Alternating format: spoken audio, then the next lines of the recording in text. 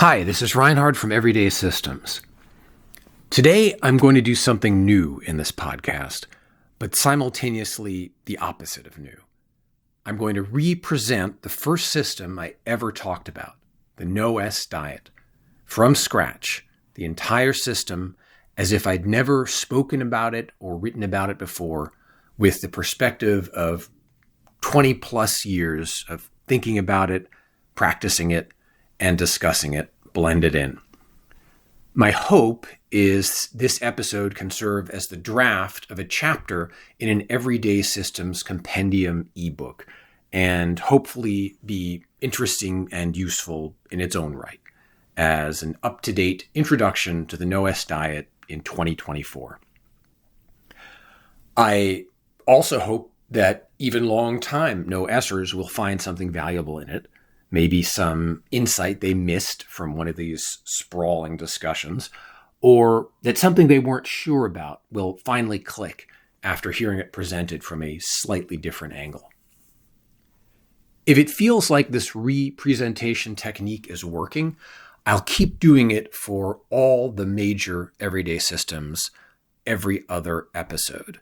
So the plan is every other month, one system, family of systems, or concept per chapter episode until I have a full draft of chapters for the book, or at least critical mass. Without further wind-up, here is the No-S Diet 2024. Why another No-S diet? The No-S diet. No snacks, no sweets, no seconds, except sometimes on days that start with S. That is the No-S diet, the whole system. 3 rules and 1 exception, 14 words. It's the world's shortest diet plan. So short, it fits on the cover of a book. Really, I wrote a whole book about it, and the plan was right there on the cover back in 2008. In that book, I joked that maybe you would think there was no point in reading the rest of it, since I'd already given away the secret formula before you'd even cracked it open. You may be wondering something like that now, but to an even greater degree.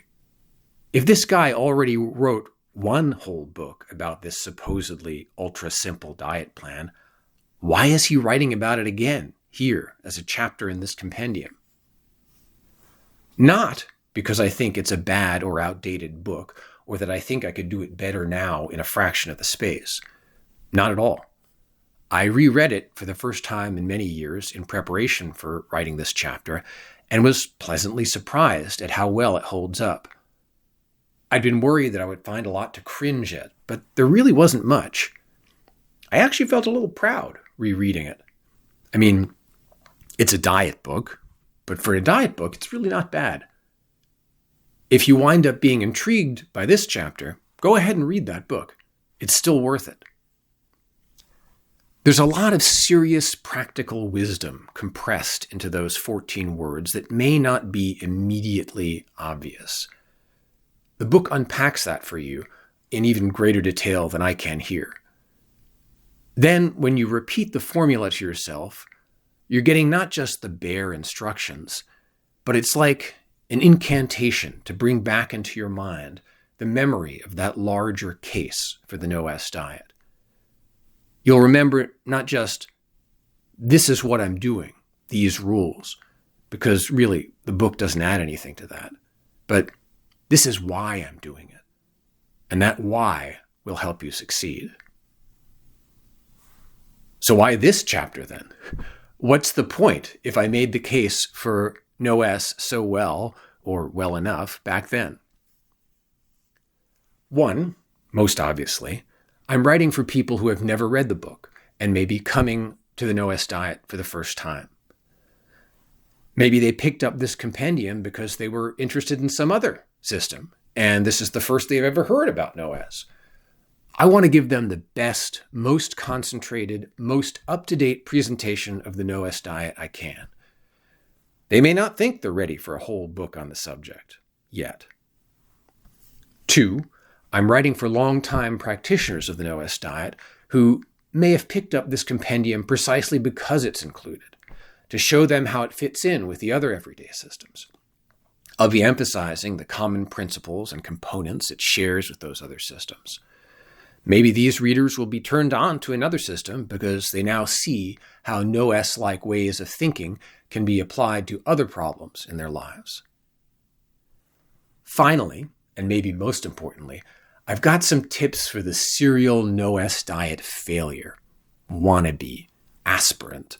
Those of you who love the idea of no-S but could never quite get it to work in practice, or were intrigued but could never quite muster the energy to start, or started and could never quite get it to click, or had some success with it, but then slipped into bad habits again. For you, I have a distillation of 16 years of community wisdom on the online support groups and some of my own eureka moments since the book was published. Also, even when I'm just re-articulating what I said before, I'm going to try to avoid extended self-quotation and express it in different words so that maybe something that didn't quite take before because it was off by 3 millimeters will click for you this time. That's a lot to pack into one chapter, so I'd better get down to business. The big picture. 3 bold claims. First off, before I get into how the no-S diet rules work and why they are so great, what problem does the no-S diet aim to solve? Not the problem of being overweight. That sounds like an odd statement for a diet program to contain, much less lead with. But I'm serious. The problem that the no-S diet seeks to address is not the problem that Weight Watchers has built into its name. Rather, it is the problem of the behavior of excessive eating. It's a behavioral problem. It's about doing, not being.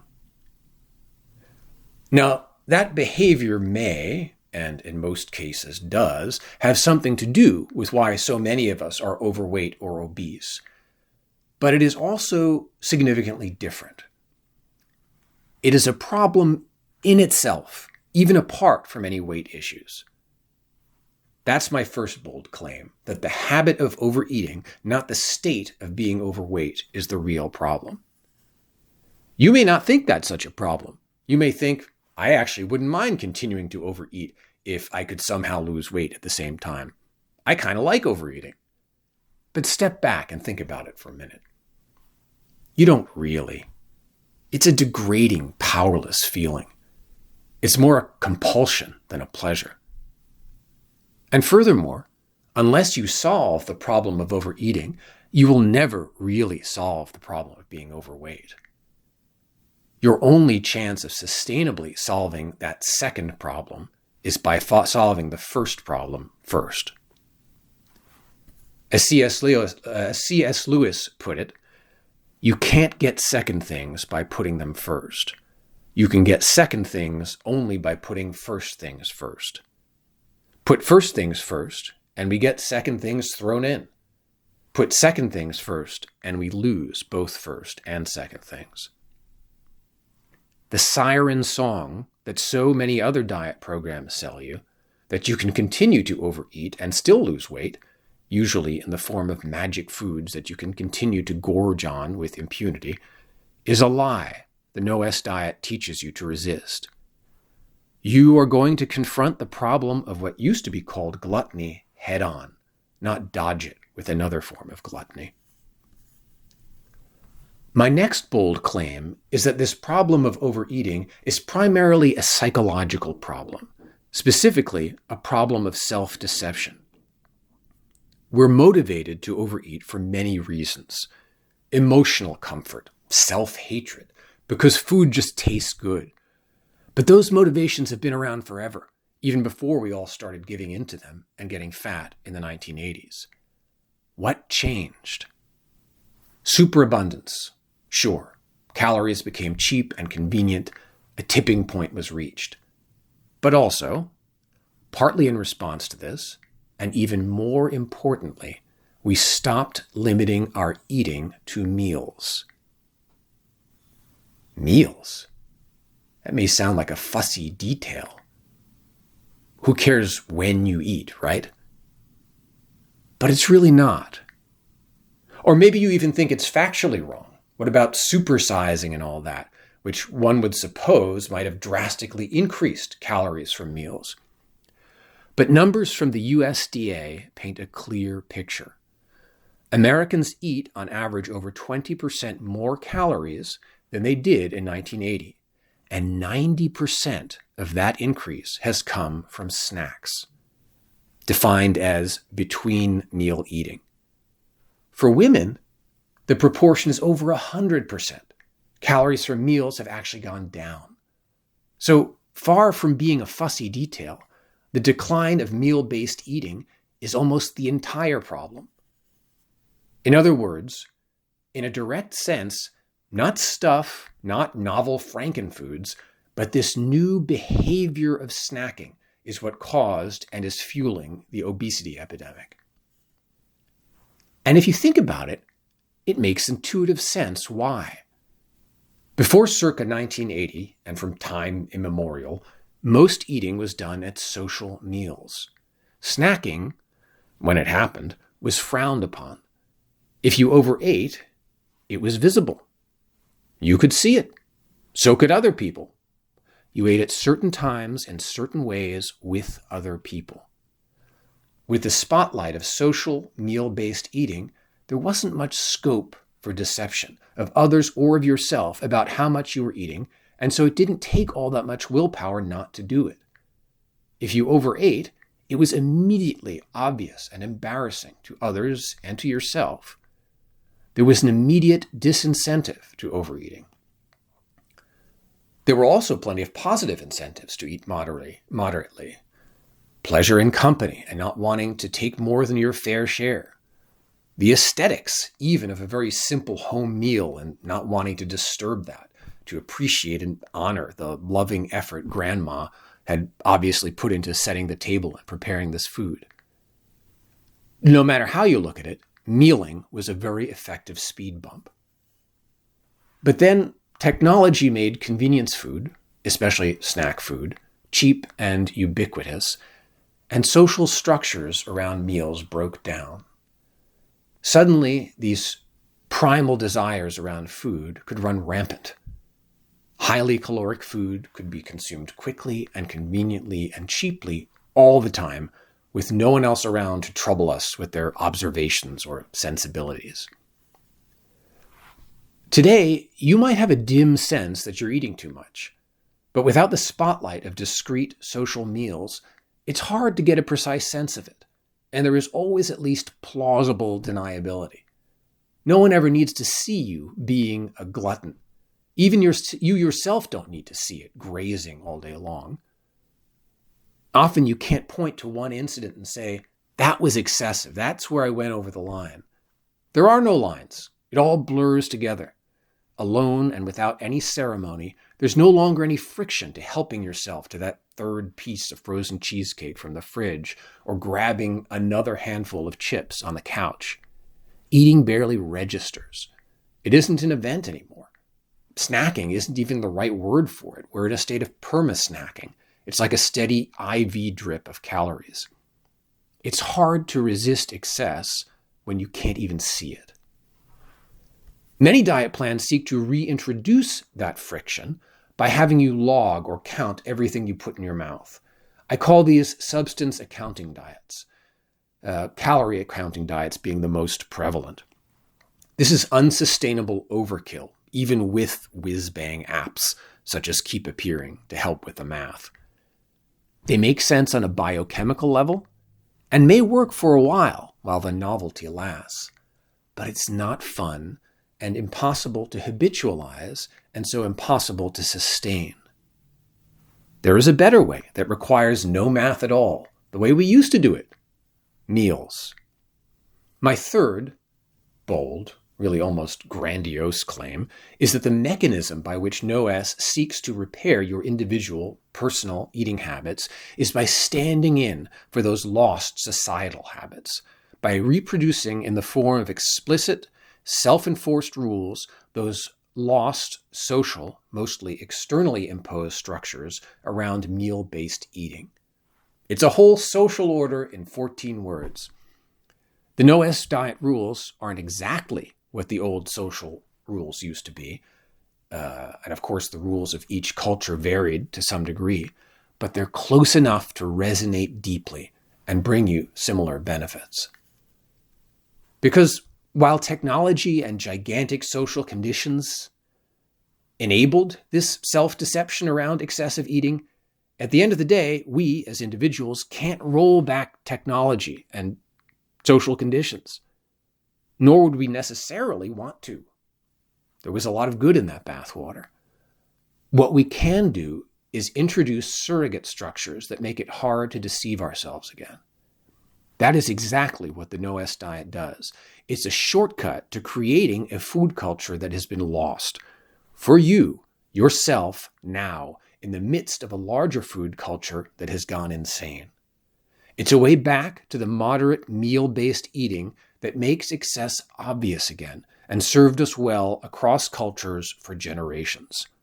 Explicit rules for you, the individual, to approximate the lost implicit structures of a whole society. And while it doesn't depend on what anyone around you is doing, it is unobtrusive to a remarkable degree for a diet, maybe by the example of our independent individual habits, those social conventions will start to get repaired again. These are big claims indeed. How does the no-S diet accomplish all this specifically? Let's take one rule at a time. No snacks. I've already made a case for why snacking is such a big problem. 90% of excess calories since 1980. But what is a snack exactly? For no-S purposes, and in that USDA dataset I mentioned, a snack is when, not what. Anything eaten between meals. Anything. Your healthy carrot stick or whatever is just as verboten as a candy bar. Why? Not because your healthy carrot stick is bad in itself, but because eating it as a snack messes with your sense of habit. Don't kid yourself. If you snack on a carrot today, you're going to snack on something less healthy tomorrow. The carrot is a pretext. It's the excuse your subtle, sneaky appetite is trying to use to justify a candy bar tomorrow. You don't really want a carrot. Back in ye olden days, before candy bars, when the only thing to snack on might have been a carrot, no one did. It wouldn't have occurred to anyone, because who really wants a carrot?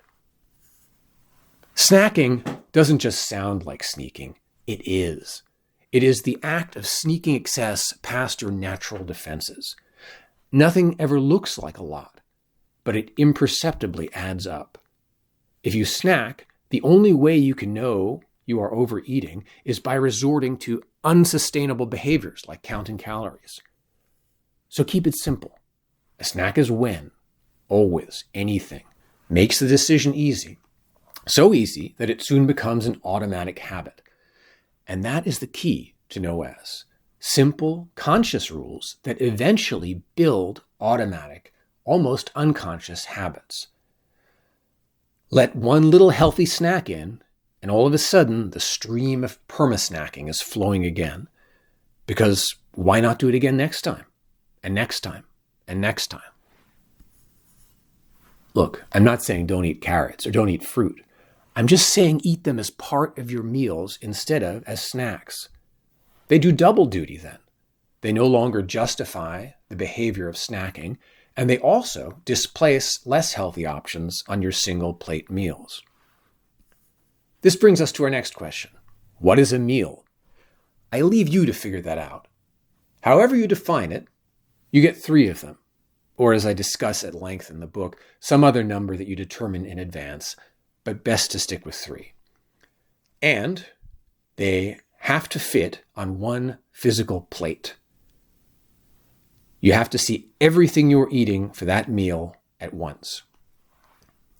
The more ceremony you can add around your meals, the more regularity, the more intention, the more sociability, the better you will be about sticking with them, and the more you will enjoy them. But don't worry about that up front. start simple. Start with the number 3. No sweets.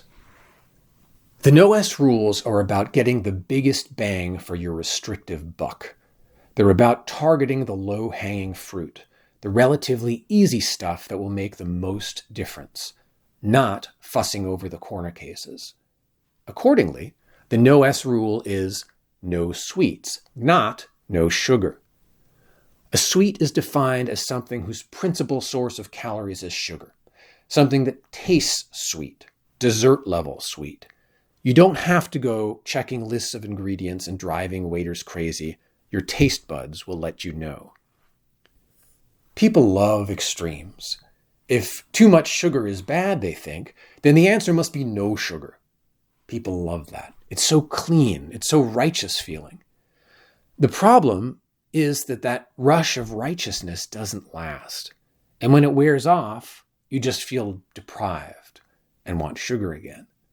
You want it even more, because on top of missing its sweet goodness, you resent your righteous self for inflicting this deprivation on you.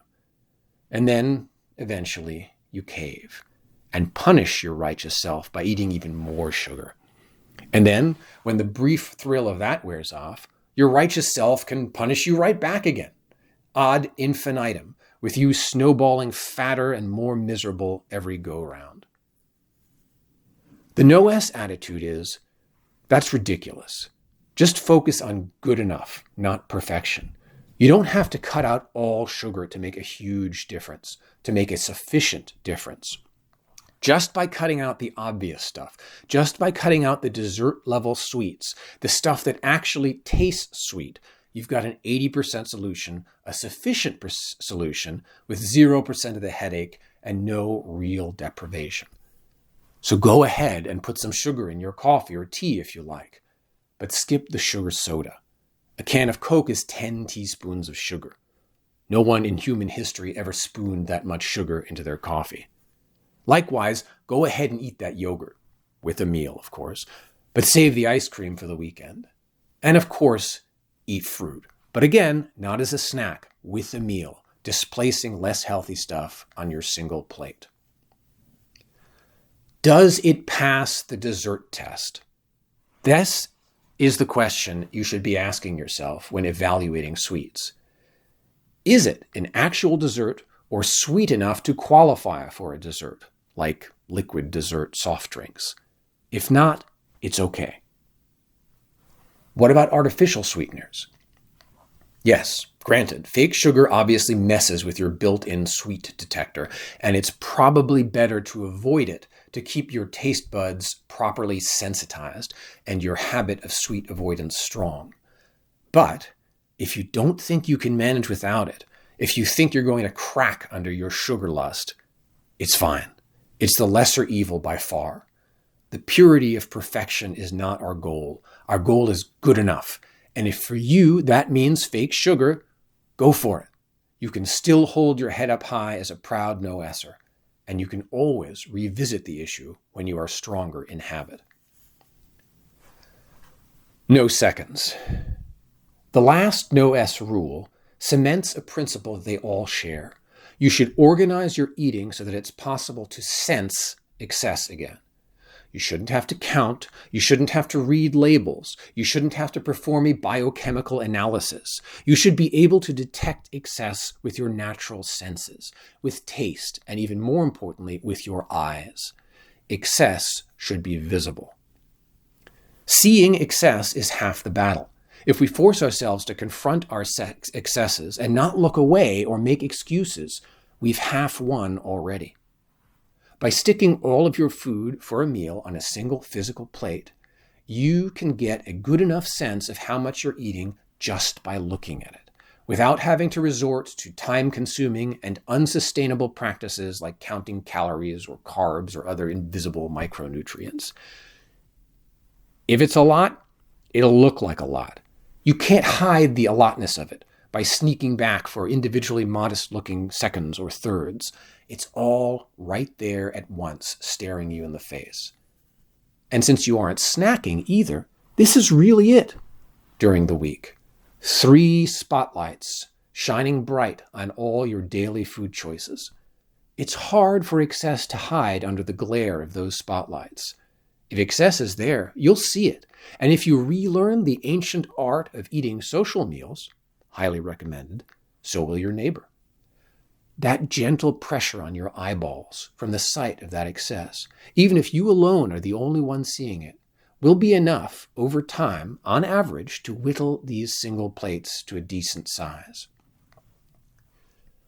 It will likely take some practice to get this eyeballing right. The mistake people make initially is to keep the plates too small. They try to be heroes up front, but then they break down between meals. What I advise, on the contrary, is to allow your plates to be generous, at least to start. It's okay if that means a few more calories than you really need, because that little bit of excess up front in the form of heavily loaded plates is an investment that buys you the ability to go without snacking until the next meal, to abide by the literal rules. And that in turn builds habit. And as your habit builds, as you get a better sense as to how much it actually takes to get you through to the next meal without excessive hunger, then you can gradually reduce how large you make your single plate meals. One plate. It's a very clear boundary. You know where you have to stop. And if you pile it high, well, at least you're not kidding anyone. Your excess is obvious. And when that plate is empty, you stop. The sight of that empty plate starts to become a powerful Pavlovian signal to your appetite, a stop sign. 1 equals done. It will visually fill you up on top of the weight in your belly. It's not perfect. It's not going to work every time. Some individual plates, even after the initial visual calibration period, will be excessive. But over hundreds and thousands of single plate meals over years and decades, it's good enough, and simple enough, and humane enough, and enjoyable enough to sustain for a lifetime. One exception. The 3 rules each make sense individually, but they also support each other. They prevent what I call Demogorgon whack-a-mole, when your appetite routes around your attempts to control it by branching out in new directions. Otherwise, if you only practice no snacks, your appetite might try to compensate by eating more seconds, and vice versa. Practicing all 3 rules at once boxes it into a corner. But a cornered animal can be a dangerous thing. And we're not trying to extinguish appetite entirely. On the contrary, we're trying to tame and moderate it. We're trying to give it a better habitat and lifestyle than it had before. Enter the no-S diet exception. Except, sometimes, on days that start with S. This means that on days that start with S, on Saturdays, Sundays, and special days, holidays and the like, the rules are suspended. On these days, you can snack, eat sweets, eat seconds, all with a clear conscience. For short, no S'ers call these days S days. By extension, special days or non-weekend S days become NWS days. Non-S days or normal days are N days. On one level, the S day exception is a controlled safety valve, a bone to throw your appetite to keep it from getting too resentful, to keep the pressure from building up to a dangerous level. On another level, it's an after-the-fact reward for your good behavior. On yet another level, it's an incentive to look forward to and help you power through the week, to give you the willpower to resist whatever temptation is staring you in the face, because you know you will be able to enjoy it come the weekend, really enjoy it, without guilt. Which brings me to the final benefit, the enjoyment itself, as important as any of the others. Enjoyment is okay. Enjoyment is good. And when you enjoy legitimately, in moderation, without it being bound up in guilty, self-destructive excess, you will enjoy it that much more.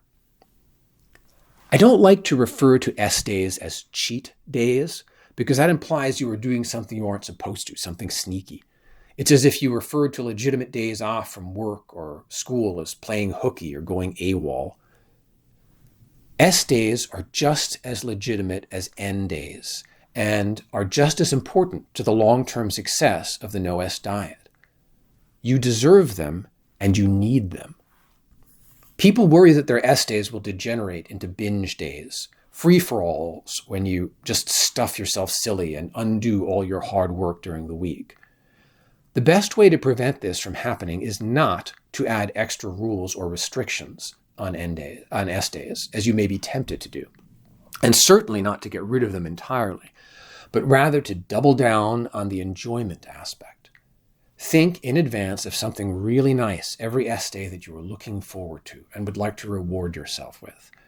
That way, instead of eating random trash just because you can, you direct your appetite to something it will really enjoy and wind up eating less in the process. The way to defeat appetite is to make it your friend. As with your single plates, not every S day will be perfect, especially not in the beginning. It's a learning process and a habit training process. You need to brace yourself that this is going to take time and that you will likely meet some reversals. There are two versions of the no-S diet exception, one with the word sometimes in the exception and one without. For a while, there was a good-humored mock religious schism on the bulletin board between the 14-word sometimesians and the 13-word minimalists. Now, logically, the sometimes isn't necessary, and the book doesn't include it on the cover. Of course, you shouldn't always have snacks, seconds, and sweets on S days. But I've decided to include it here again. Why? Because the sometimes can be a helpful reminder that this isn't a foolproof system. You can indeed be a fool and abide by the literal rules and make it not work by piling plates mile high and turning every S day into a competitive eating contest. But you can't do that without knowing you're being a fool. So the no-S diet may not be a foolproof system, but it's a foolishness exposing system. And that's valuable because most of us won't knowingly be fools. As with excess, getting the foolishness out into the open is half the battle. Another reason I decided to include it, maybe even the main reason if I'm being completely honest, is that the sometimes, that extra word, brings the formula for the no-S diet up to 14 words, which the superstitious among you may appreciate. I prefer not to think of myself as superstitious, but rather numerically stylish, and I find 14 a very stylish number. You'll notice it appears in many everyday systems. So that's the no-S diet in a nutshell. 3 rules and 1 exception. And the most critical things I think you need to know about them to start practicing it today. In such a short space, I couldn't possibly cover every question about every corner case that you might have. Among many other topics I can't get into in detail about here is all the good side effects that no-S has. How, even though it doesn't directly address nutrition, it gently nudges you to make better nutritional choices by giving you limited opportunities to do each meal right, raising the stakes and raising the visibility of those stakes. How the when of snacking helps with the junky what of snacking, because now snacking's not happening at all. And although you could pile cheese doodles and Doritos and other snack foods on your dinner plate, there is no explicit prohibition against it. Would you really? The No-S Diet book goes into this and many other issues in much greater detail. If I have at all intrigued you in this chapter, I strongly recommend you check it out. But I did promise you 2 other things at the beginning of this chapter that I'd like to touch on at least briefly. How the No-S Diet relates to some of the other everyday systems, and tips and techniques for recovering from no-S setbacks, some of which aren't even in the book. First, tips and tricks. What do you do if it's not working? You love the idea, you buy the philosophy, but either you can't get yourself to follow the rules, or you do follow the rules, but find you're still finding ways to work around them and overeat. I'll tell you what you shouldn't do first. Don't immediately give up. The no-S diet takes time. It takes time because it's all about building habits, lifelong habits, and that is a slow process. If you can get these behaviors in place, these habits, even if they don't seem to be yielding immediate results, you are already in a much better place than you were before because you have a solid foundation to build on. Don't walk away from that foundation. So before anything, build that foundation. Don't worry about results, just worry about behavior. Are you following the literal rules? Be honest with yourself. Track your behavior on a physical calendar or a notebook or an online habit tracker or a spreadsheet. Every end day, did you abide by all the rules? Mark it green. Did you fail even once? Mark it red. Was it an S day, an exempt weekend or holiday? Mark it yellow. At the end of the month, how many green days, red days, and yellow days do you see?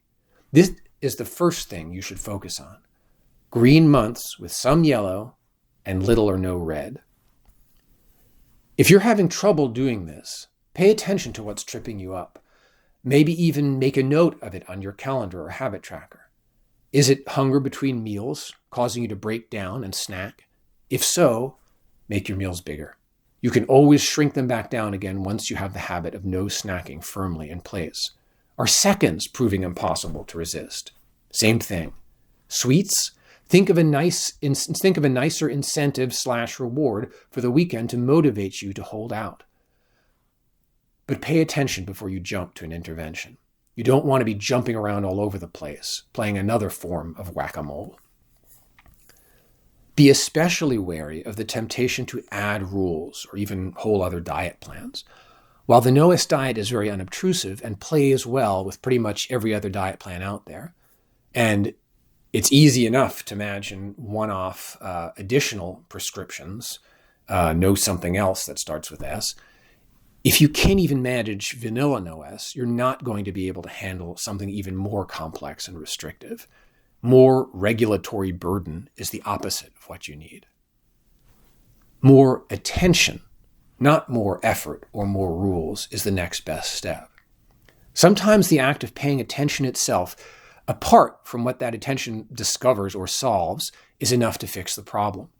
I've come up with a formal method of doing this that I found personally very helpful to get me back on track after extended vacations or holidays have disrupted my normal routine.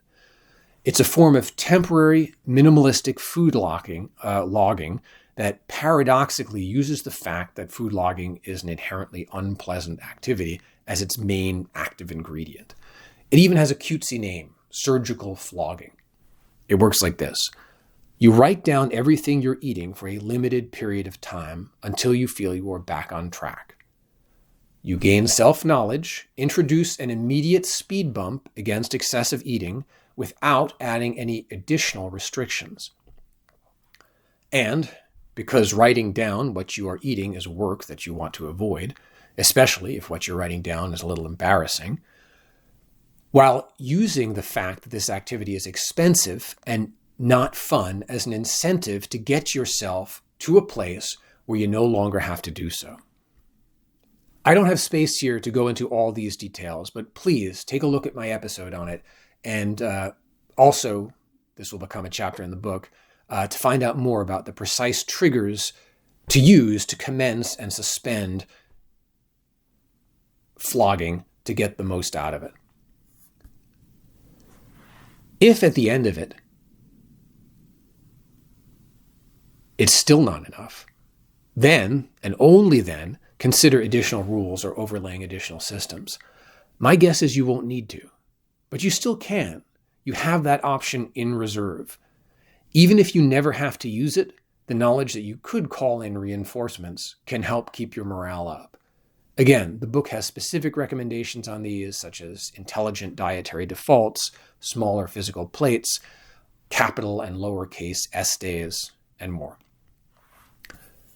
Finally, a few words on how the No-S diet fits in with the larger family of everyday systems.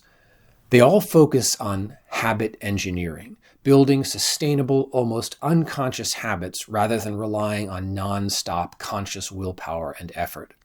They all make use of humor as a practical tool, comic pragmatism, to keep you from sinking into humorless catastrophizing and despair when things get hard. They all encourage you to work with pre-existing habits and social structures, like N days and S days, as a supporting scaffold for new habits, and focus on a sustainable minimum of compliance rather than heroic one-off efforts to build habits for the long haul. They take into account that you have only limited resources of time and energy and willpower and have to marshal them effectively without depleting or overextending yourself. They assume that you were an ordinary human being struggling to muddle through as best you can rather than some aspiring superhuman. They focus on good enough 80% solutions rather than unattainable perfection. For exercise, there are Urban Ranger, Shovel Glove, and 14 minutes of anything. For managing your relationship with alcohol and other substances, there is glass ceiling and low smoking. For managing technology, there is Urban Ranger and right relationship with robots. And this is just to list a few. Just as each no-S rule is both independent and mutually reinforcing, each of these systems can be practiced on its own or as a complementary support to the other systems. And maybe most importantly, you can take common components and design patterns from these systems to build your own personalized systems targeted to your own unique situations and problems, leveraging your own idiosyncratic strengths and inclinations. This chapter is much longer than I'd anticipated and still far from comprehensive. I hope it's at least given you a useful sense of what the no-S diet is, how it can work for you even when it feels hard, and how no-S ways of thinking can help you with other problems as well. Please let me know what you think. This was only a draft, and I am very open to reworking it for the final compendium. If I blathered on too much about some pet idea or left something critically important out, it's not too late for me to fix it. Please let me know. In the meantime, thanks for listening.